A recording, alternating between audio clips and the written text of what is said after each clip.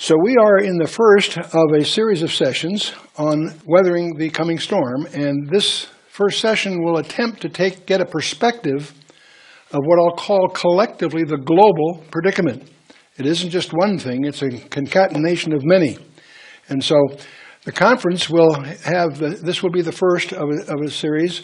We will follow that tomorrow morning with the national predicament, and follow that by our foundational predicament, our own worldview and how that impacts.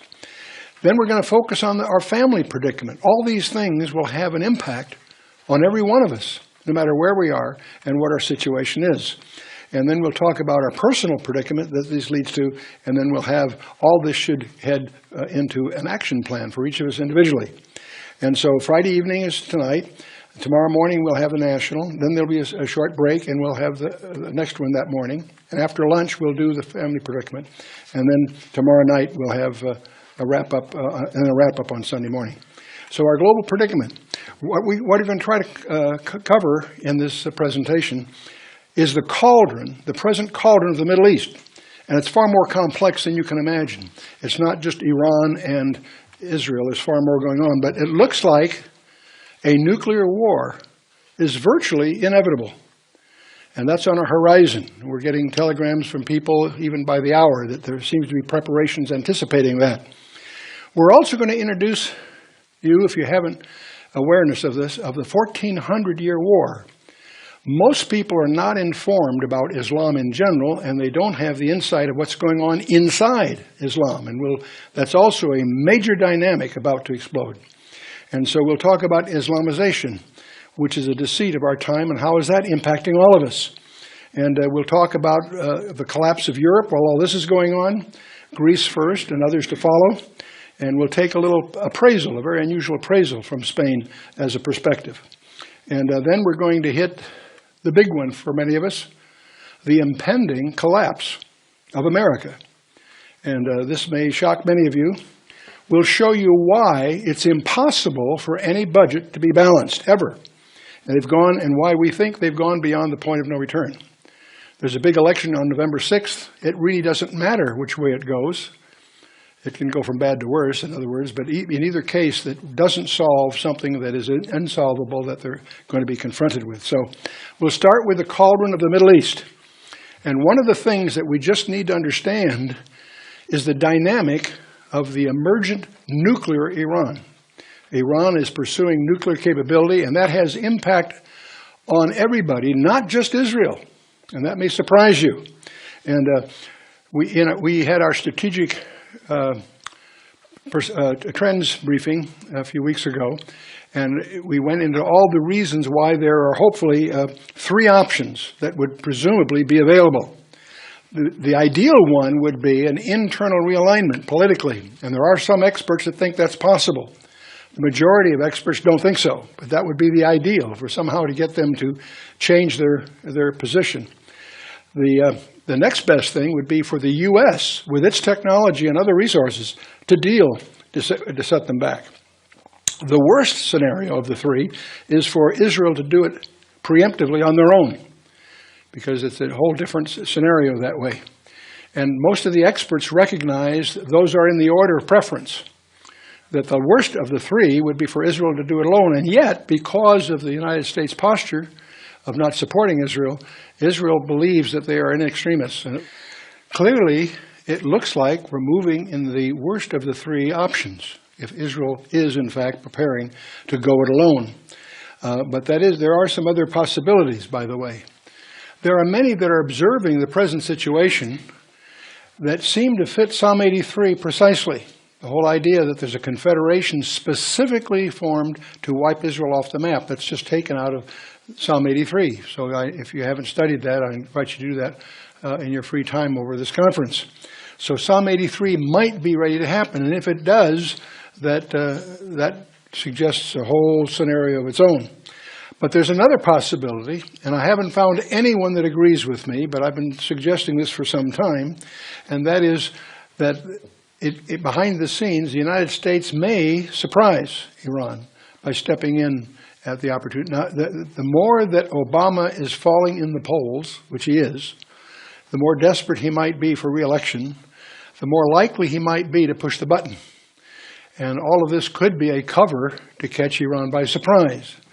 Most people watching this would think that's not too likely, but it just as another possibility. Clearly, the November 6th date is a crucial date for Obama. What makes the thing even more complicated is that Obama is a Sunni Muslim, and Iran is a Shiite, and you'll understand that better as we get to the next topic. Because I'd like to introduce you, if you haven't been briefed on, what I call the 1400-year war. And so it's the most dominant threat on the near horizon in the minds of many military analysts. Nobody in the Pentagon will talk openly about it. Nobody in the White House seems to know what to do. As many as 8 key Islamic countries are presently heading toward a bloody new war with each other. And it's been 14 centuries in the making. It all started at a fatal dinner back in 629. Some say it was lamb, some say it was something else, but the main point is the meal was poisoned. The guest of honor was Muhammad, and the controversial founder of Islam. And just one bite, that's all it took. He tasted the poison, immediately spit it out, but it was too late. He would soon die, sparking a bitter and deadly division within all of Islam. And that led to what's known as the Sunni-Shiite split. And Ali is the central figure in the origin of the Shiite split, which occurred in the decades immediately following the death of the Prophet in 632. The Sunnis regard Ali as the fourth and last of the rightly guided caliphs, successors to Muhammad as the leader of the Muslims, following on from Abu Bakr and others. The Shiites feel that Ali should have been the last caliph, then that the caliph should pass down only to the direct descendants of Muhammad via Ali and Fatima. And they all often refer to themselves as the people of the house. So on the one side, you've got the Sunni Muslims. They're the ones that run Saudi Arabia, Egypt, Jordan, and many of the other countries in the Middle East. On the other side, you've got the Shia Muslims. That's Iran primarily, but also Yemen, Lebanon, and Syria, largely. So this Sunni-Shiite split has spilled up pressure over 1,350 years. Now, to understand the undercurrents here within the House of Islam, you need to understand that these two houses hate each other almost as much, if not more so, than they hate the Jews. And that's the key thing here. And it's only now that this pressure has found its ultimate release, with Iran driving a new Shia uprising right in the middle of the most dangerous place on earth, the oil-soaked Middle East. And so, what I call the 200 million man march here. Nobody knows exactly how many Shia there are right now in the Middle East. That's because they're not counted in Sunni countries. And so the Sunni leaders don't count them. Sunni schools teach that Shiites aren't real Muslims. Shiites don't get a seat in the government. They can't become judges. They can't even testify in high courts. The Sunni run Saudi Arabia. Shias and Sunnis can't even marry. In over 13 countries, the Shia have been the underclass, and they resent it. And so, for over 200 million Shia, spread from Pakistan to Lebanon, from Azerbaijan to Yemen, there's a hidden river of revenge running through the entire Middle East. And that's another reason that Iran wants the bomb. They throw all their rhetoric against Israel, and I'm not saying it's not legitimate, but that's not the only agenda they have. Iran, you realize, was what we know as Persia. And it was once the biggest and most powerful empire in history. This is not a third world. This is one that ruled the world at one time. Iraq, Syria, Turkey, Egypt, Afghanistan, Pakistan, even Israel, the Persians once controlled, and including the oil-rich coast of the Caspian. And for 300 years, the Persians held off the Roman Empire.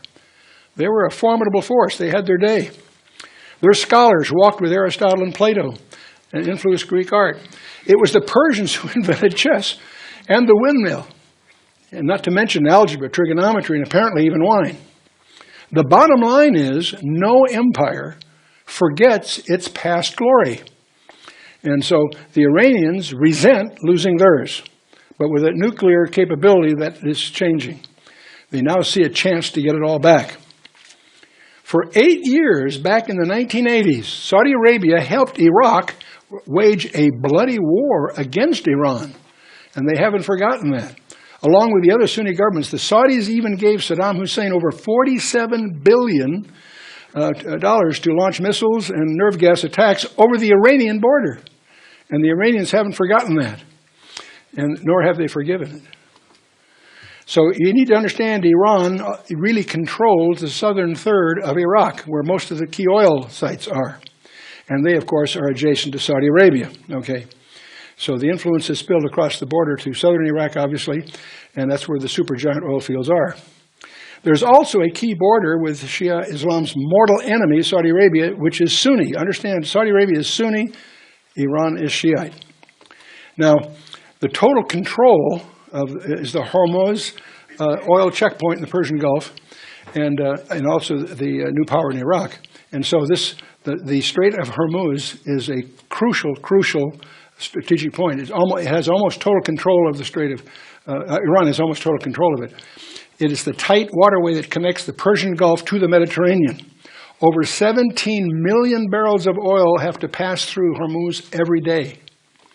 And over 40% of all the oil shipped in the world, in other words. 90% of all the daily oil shipments from the Middle East go through there. With Hormuz alone, Iran would cripple the world overnight. That's why we have super carriers going there. That's why we have mine-hunting submarines going through there, and so forth. And so today, Iran backs the Shia militants in Iraq. They give them money and guns. Why do they do that? Because gaining control of Iraq takes the Iranians one step closer in their ambitions for revenge. Against who? Against Saudi Arabia. Now let's shift down to the south of Saudi Arabia and look at Yemen. That's at the other tip, south. And the Pentagon has just tripled its budget on Yemen. Even ABC News called Yemen the next top target in the terror war and a near perfect haven for terrorists. And Obama just sent Yemen U.S. troops, ships, and weapons. And so Yemen might be a failed country with a collapsing government, shrinking oil supply, exploding population, and not much of anything else but one thing, and that is position. They also have a critical choke point. They call on the tip of the Arab Peninsula. It's a place called Bab el-Mandeb, and it means the Gate of Tears. And it also is a choke point for oil shipments, and again under Shiite control. And so the most oil states on the Red Sea cannot get a drop of oil without shipping it through Bab el-Mandeb. And over 3.3 million barrels go through it every day. So Iran has been investing in proxies, if you will, over the last 6 years. Yemen is being one of them. And the billion that Tehran now donates every year to the Hezbollah terrorists in Lebanon, and the billions they give Syria's Shiite president to build cement factories, car factories, and so forth, is all Iran becoming Iran proxies. And in return, Iran gets the Hezbollah's Arab-speaking terrorists to run militant Shiite training camps in Iraq, and gets Syria to distribute Iran's money and weapons to others that are part of the game. So the secret money that they send to the rebels in Yemen could have a payoff too, because it opens up a backdoor access to Saudi Arabia again. The people that are trembling tonight are the Saudis, for a lot of good reasons. And the Yemen's rebels have already hit towns across the Saudi border. The Saudis have hit back, losing dozens of troops in the process. But we're just seeing the opening innings of this one. And but even a nuclear bomb is only a beginning. Even if the go-ahead to build a nuke never comes from Iran's top cleric, the more immediate danger is a wildfire of Shia-Sunni unrest, starting in Iran's new hotbeds of Shia support and spreading across the rest of Sunni-run oil states, with the richest oil fields in the world's richest oil nation as the final battleground. That's Saudi Arabia. And as you watch all this, don't lose sight of the fact that the guy in the White House is a practicing Sunni Muslim. It's astonishing how many people do not realize that. As we talk, big and small Gulf states are piling up weapons, stocking anti-missile batteries, sandbagging their oil terminals, ports, and water desalination plants. Abu Dhabi alone has already bought $17 billion worth of U.S. anti-missile hardware. And the Arab Emirates and Saudi Arabia just splurged on weapons to the tune of another $25 billion. This is big money. As we talk, U.S. F-16 fighter jets, Patriot missile systems, giant cruisers, and several thousand more U.S. troops are quietly digging in for an epic fight that could spread past Iraq and Yemen, even into Qatar, the United Arab Emirates, and Bahrain. Leaders in all three of America's biggest Middle East allied countries, Egypt, Jordan, and Saudi Arabia, all claim that the epic Sunni-Shiite showdown is in the cards.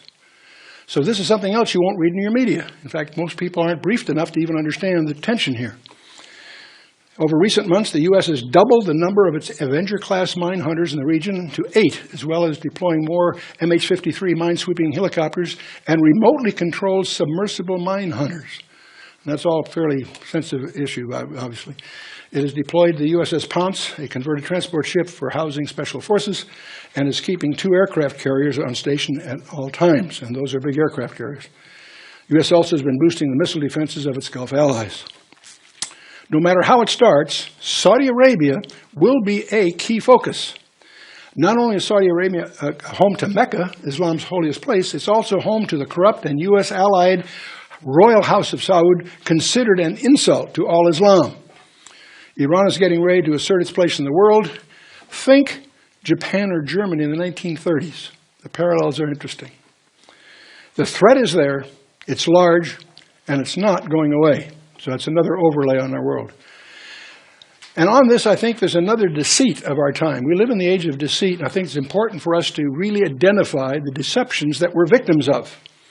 And one of them that's promoted almost daily in most corrupt media is Islam is a peaceful religion. That's a lie on several counts. First of all, Islam is not just a religion. It's a complete, total system of life. It has its religious, legal, political, economic, social, and military components. That's a far different creature than you would think of just somebody that has a different theological belief. And Islamization begins where there are sufficient Muslims in a country to agitate for their religious privileges.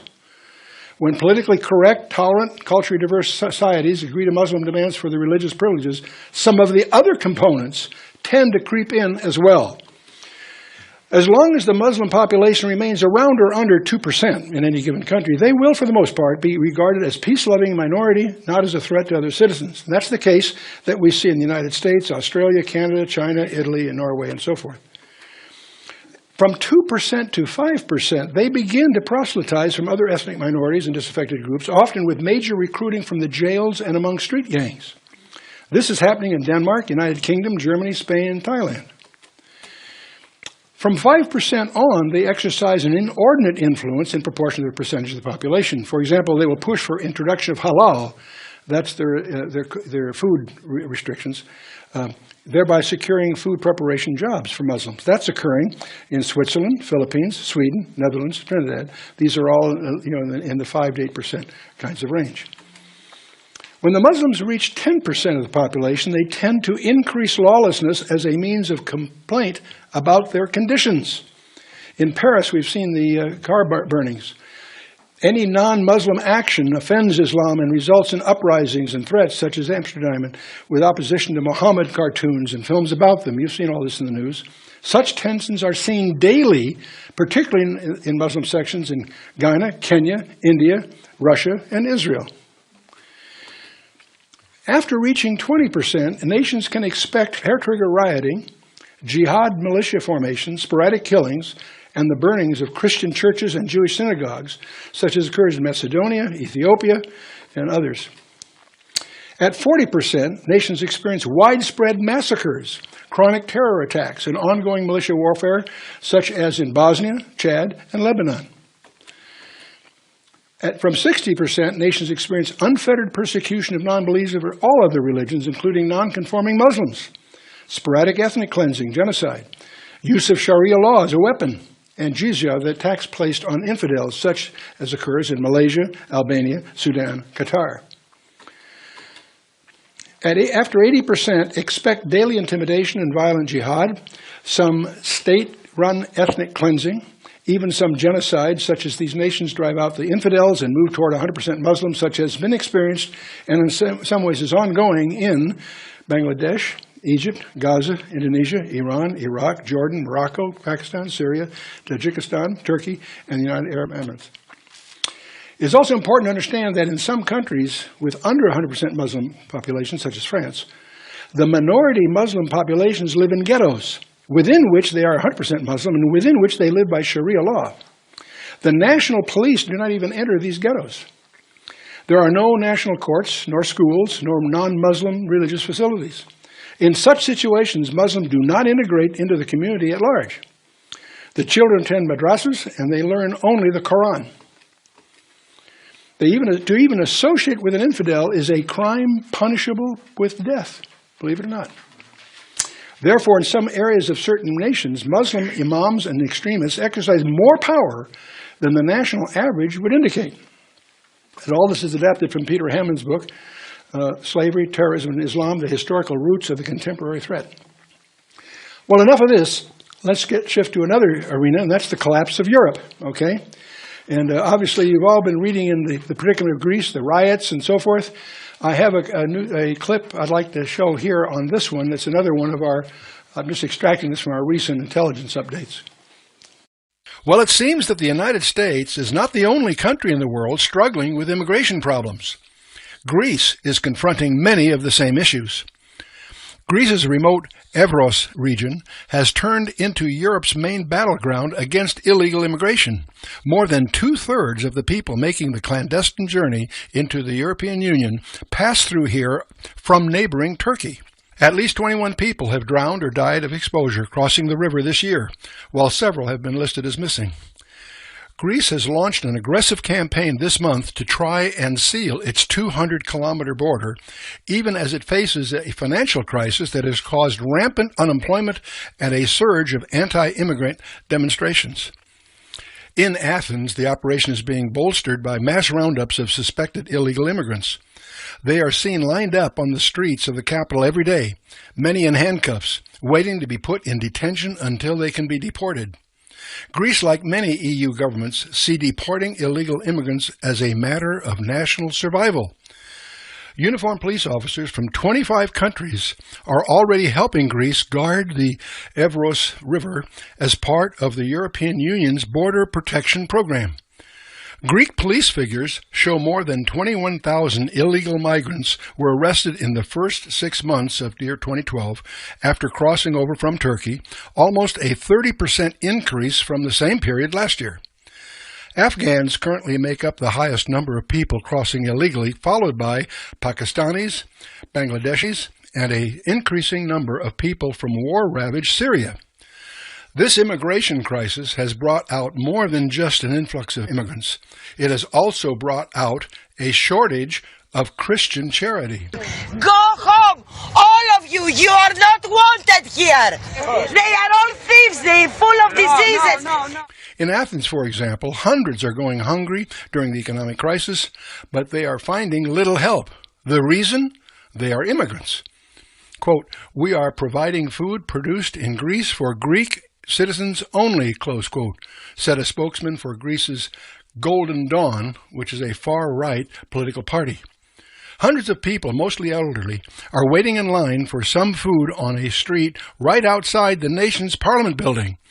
A line of workers wearing the Golden Dawn's trademark black T-shirts checked identification before giving the recipients a plastic bag filled with fruit, vegetables, and pasta. Golden Dawn is a newly emergent Greek party attacked by its opponents as being a neo-Nazi organization. Δεν υπήρχαν φούρνοι. Όχι, δεν υπήρχαν φούρνοι. Αυτό είναι ένα ψέμα. Εγώ δεν πιστεύω ότι είναι ψέμα. Ούτε θάλαμοι αέριων. Ούτε θάλαμοι αέριων. It won 6.9% of June parliamentary elections and 18 seats, mostly in Athens. Golden Dawn's members include police officers, disaffected youth, and older people living in urban high-crime areas. The new economic austerity programs in Europe seem to have caused the rise of anti-immigrant sentiments in Greece, the Netherlands, Hungary, Finland, and other EU countries. This feeling of people losing their material wealth combined with concerns over national culture and identity seem to promote the rise of xenophobic political parties throughout Europe. Parties like the Golden Dawn play on those fears in an attempt to gain political power. Eerily reminiscent of Europe in the 1920s, mainstream parties struggled to convince voters that they understand their concerns and their distrust of social institutions. The voters, worried about being able to provide for themselves and their families, turned to extremist groups who claim they have the answers to their problems. Parties that were unknown a few years ago have grown in prominence with a message people wouldn't listen to when times were better. Desperate times can make for a desperate population. Well, we could obviously go through charts and stuff about Greece, but they're pretty well covered in the press. In the 2008, they lost 70% of their equity or larger. It's very likely they are going to default, despite attempts to prop them up. We could shift over to Spain and bore you with more charts and diagrams, much of the same flavor, but it's somewhat covered in the press if you're following that. So I'm going to shift gears here and give an assessment from another point of view out of Spain. An assessment out of Barcelona that was so poignant I had to just include it here, if I may. And the title of a little article called "European Life in Europe Died in Auschwitz." And this was by Sebastian Villar Rodriguez, and it was translated from a Spanish newspaper. But he says, "I walked down the street in Barcelona and suddenly discovered a terrible truth. Europe died in Auschwitz. We killed 6 million Jews and replaced them with 20 million Muslims. In Auschwitz, we burned a culture, thought, creativity, talent. We destroyed the chosen people, truly chosen, because they produced great and wonderful people who changed the world. The contribution of this people is felt in all areas of life: science, art, international trade, and above all, as the conscience of the world. These are the people we burned. Under the pretense of tolerance, and because we wanted to prove ourselves that we were cured of the disease of racism, we opened our gates to 20 million Muslims who brought us stupidity and ignorance, religious extremism and lack of tolerance, crime and poverty due to an unwillingness to work and support their families with pride. They have turned our beautiful Spanish cities into the third world, drowning in filth and crime, shut up in the apartments they receive free from the government. They plan the murder and destruction of their naive hosts. And thus, in our misery, we've exchanged culture for fanatical hatred, creative skill for destructive skill, intelligence for backwardness and superstition. We've exchanged the pursuit of peace of the Jews of Europe and their talent for hoping for a better future for their children, their determined clinging to life because it is holy, for those who pursue death, for people consumed by the desire for death for themselves and others, for our children and theirs. What a terrible mistake was made by miserable Europe. Interesting assessment. It's, I think, far more telling than a few charts and graphs and so forth. But now I want to shift the time that we have left on another thing that may shock you.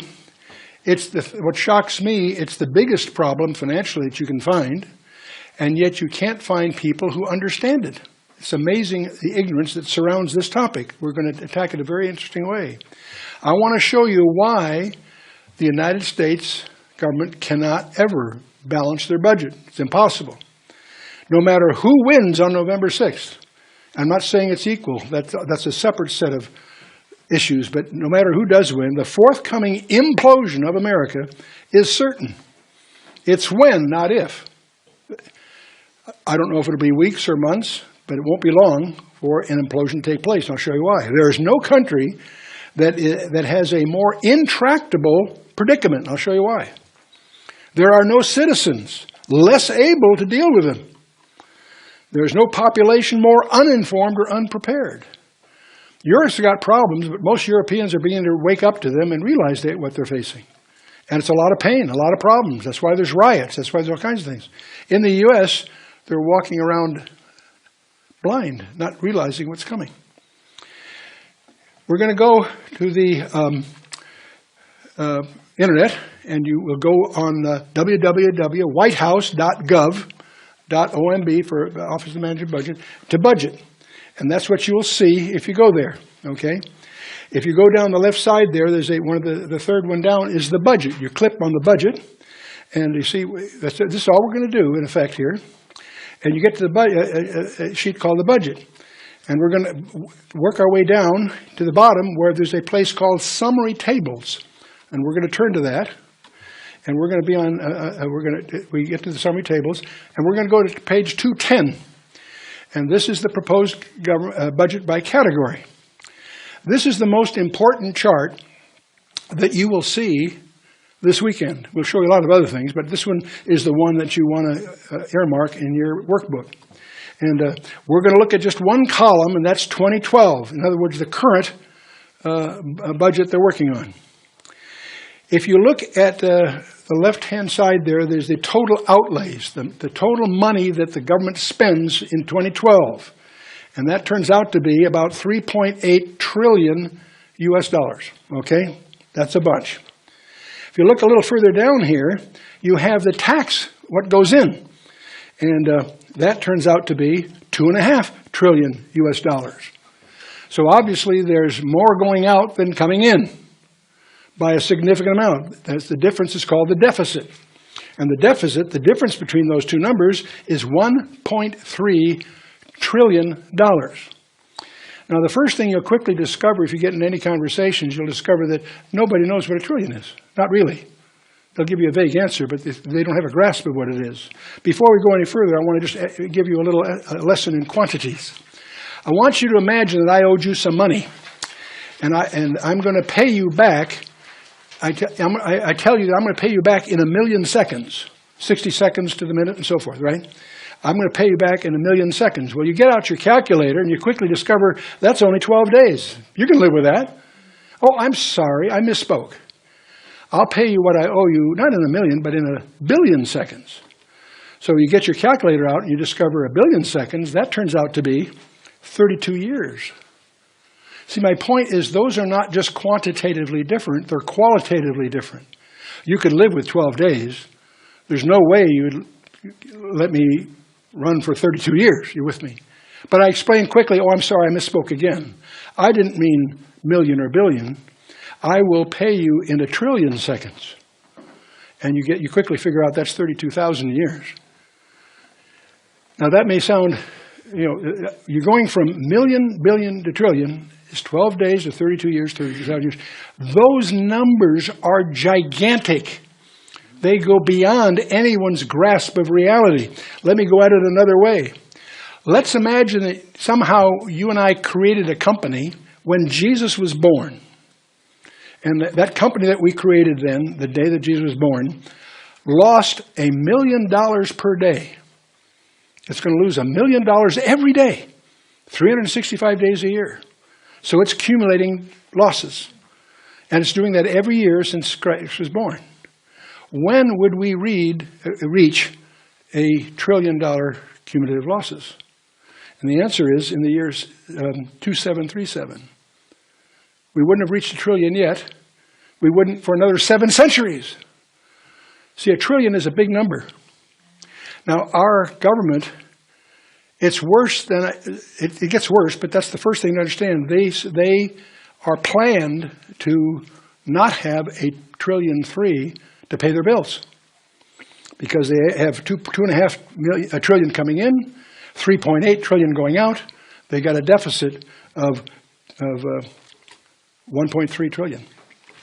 Okay, let's go take a look at these outlays a little more carefully. We're going to move that part of the diagram here. And we quickly discover that there are two major groups. The top group are the appropriated or discretionary programs, and they're in two groups, security and non-security. And the security group is the military, the FBI, the CIA, anything that has to do with our security is in that category. Everything else in the government is non-security.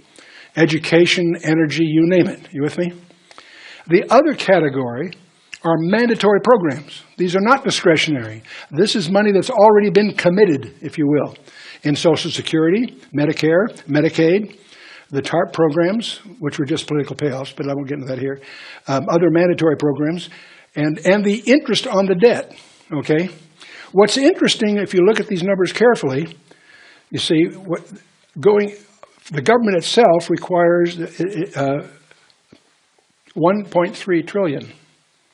All these other things added up, the whole thing is 3.C.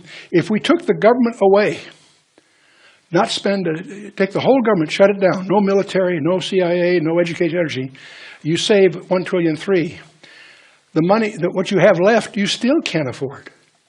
Because the number down here turns out to be 2.477, which is more than the tax coming in, which is a few dollars less. Do you realize that 100% of everything in the government operations has to be borrowed from somebody? Because it's all done by deficit spending. If you close down the entire government, they don't collect enough to pay even the mandatory bills. In order to pay those bills, they'd have to raise all the taxes by at least 50%. And so, if we take a look at the receipts side of this picture, where the money comes from, the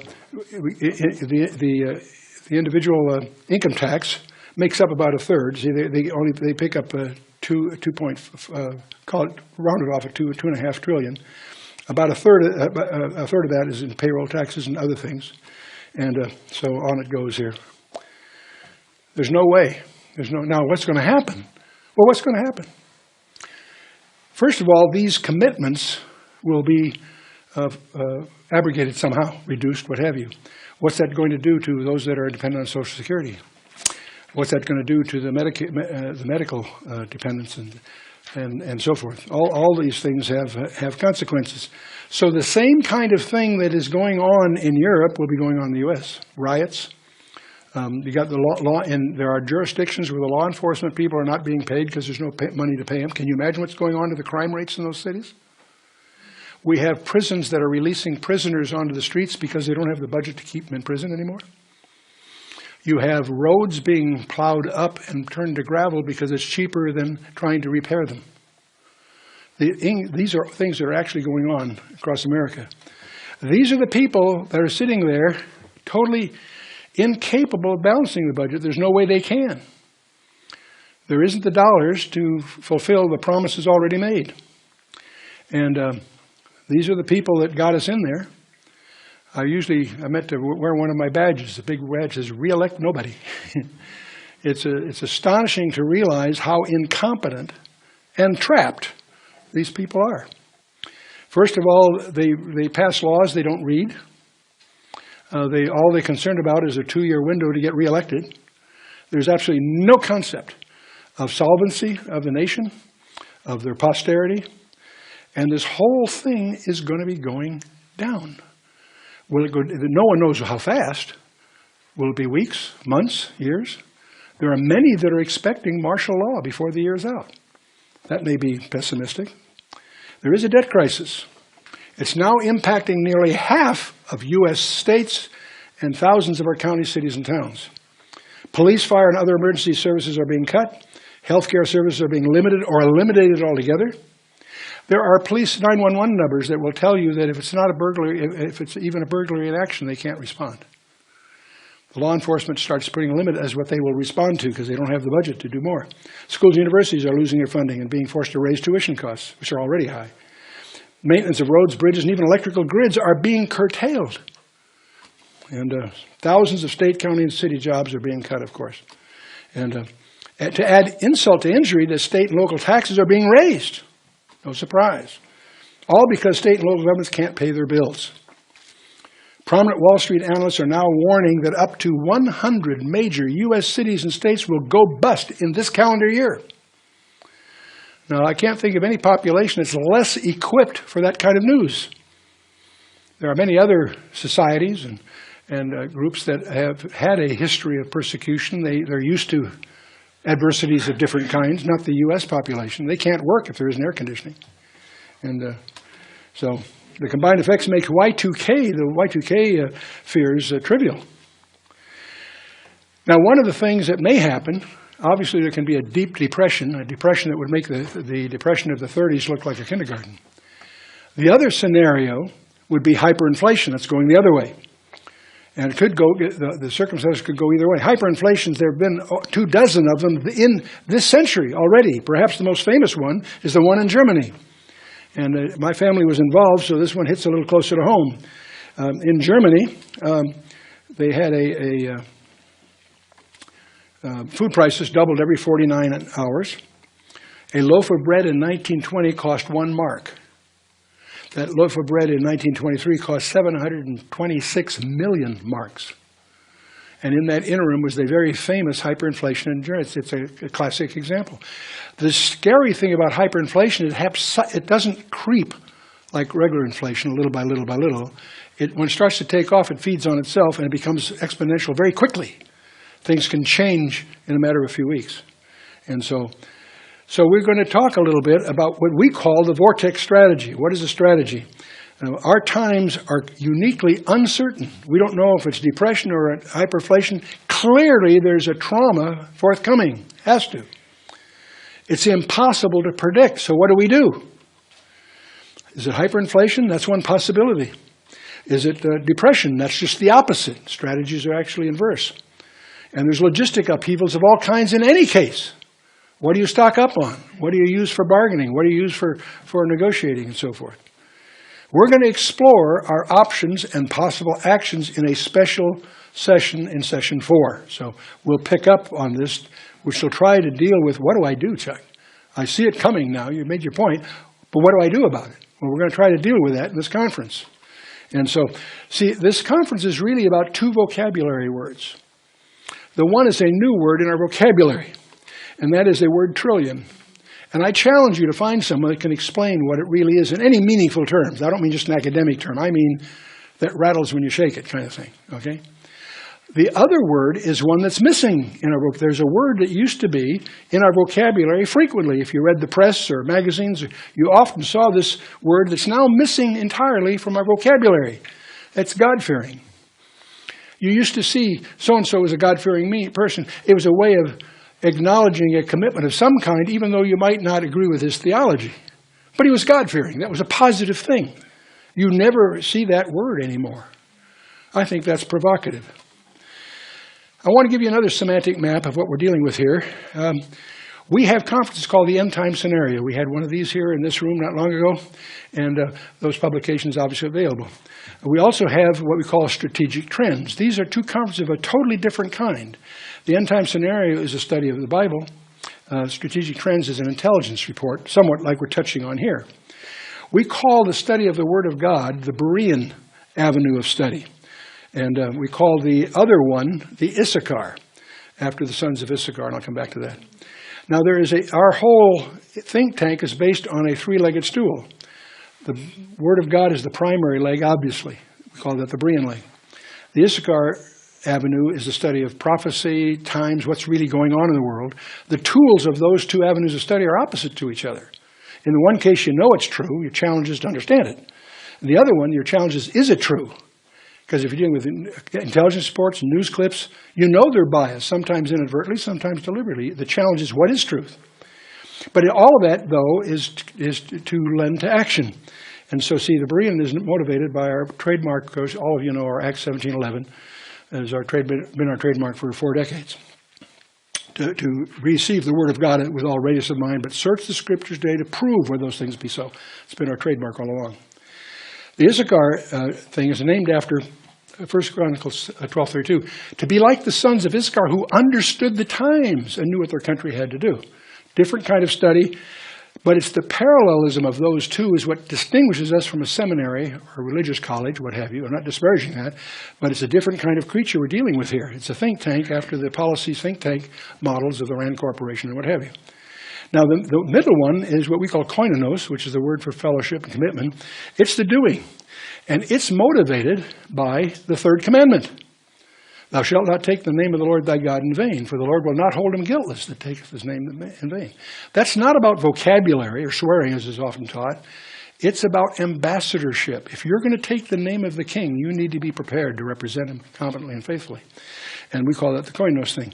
So the studies in the Berean avenue and the studies in Issachar need to be combined, and that's what we're trying to do in this conference in a small way, is what are our tactical priorities that come out of this? we don't build it from just one side. It's the balance of the two to form a strategy of survival under the kinds of turmoil that we're facing. You with me? That's our challenge for this conference. And this evening was just an attempt to give a scoping to the predicaments we're facing here. And all of this, of course, is a product out of a think tank called the Koine Institute, which is the master trust of which is sponsoring these programs here. So our tactical priorities. Well, on the Berean side, of course, we have three tactical. Berean, of course, is a systematic study of the Word of God. I'm taking for granted all of you are doing that. If not, it'll be our attempt to get you excited to do that. And we're not here to present a particular point of view. We're here to simply to raise your respect for the text itself and go at it seriously. And that's all we'll share our views and why we hold them to be helpful, but not to sell those views. We want you to be what we call self-feeders. We want you to learn enough to be able to come to your own conclusions on all these issues. And on the Issachar thing, we want to repair the deceits. Pilate so cynically asked, what is truth on that famous day? Well, that's our challenge too. What is really true? And you won't find it on the 10 o'clock news, because our media in all countries I've seen, and especially in the U.S., are corrupt. They take pride in shaping opinions rather than informing them. And the koinos, of course, is our personal action plan. And the issue there is, what are you going to do today? The challenge I'm going to give you before you leave this conference is, what are you going to do that's different because of the conference? And that's for you to decide, obviously. So with all of that, this is our first session of the series. It obviously is incomplete. It's intended just to paint the horizon that we're facing for tomorrow. And so I tried to do it as skillfully as I could so that you would probably find it very, very hard to sleep tonight. That's okay, too. It's probably a terrible session to kick off your first overnight with us here at the River Lodge. But so in that spirit, let's solicit the Lord's counsel. Let's bow our hearts.